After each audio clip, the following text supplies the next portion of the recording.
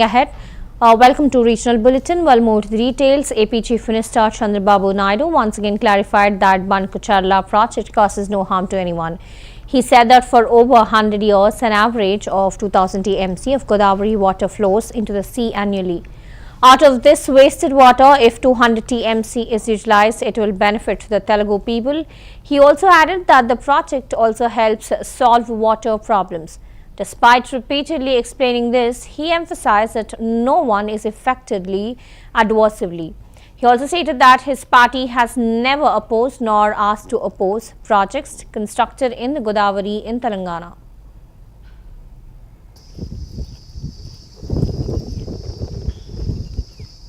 Okay Banakacherla ఎవ్వరికి నష్టం లేదు. కొంతమంది మాట్లాడుతున్నారు, ఇది కరెక్ట్ కాదు. తెలంగాణలో కొన్ని ప్రాజెక్టులు నేను సమైక్య ఆంధ్రప్రదేశ్లోనే దేవాదులు నేనే పునాదులు వేశాను. ఆ రోజు లిఫ్ట్ ఇరిగేషన్ పెట్టా. శ్రీశైలం SLBC, ఇప్పుడు మాధవరెడ్డి కెనాల్, అది చూసిన తర్వాత ఆ రోజు నేను దేవాదుల ప్రాజెక్టు కూడా లిఫ్ట్ ఇరిగేషన్ సాధ్యమని గోదావరి పైన ఆ లిఫ్ట్ ఇరిగేషన్ పెట్టాం. అదే సమయంలో ఇక్కడికి వచ్చిన తర్వాత ఆంధ్రాలో పుష్కర, తాటిపూడి 2 లిఫ్ట్ ఇరిగేషన్ తీసుకొచ్చాను. తర్వాత కొన్ని వీళ్ళు దేవాదుల ఇవన్నీ కూడా వచ్చాయి. రాజశేఖర్ రెడ్డి ఉన్నప్పుడే ఎల్లంపల్లి అన్నారు, అది రాలేదు, అది కూడా పెద్ద స్కామ్ అయింది. తర్వాత ఈరోజు వీళ్ళు దేవాదులు తీసుకొచ్చారు. గోదావరిలో నీళ్లున్నాయి, పైన ఉండేవాళ్ళు వాడుకుంటారు, కిందలో వాడుకోవచ్చు. 2000 TMC నీళ్లు సగటున 100 సంవత్సరాలు సముద్రంలోకి పోయినాయి.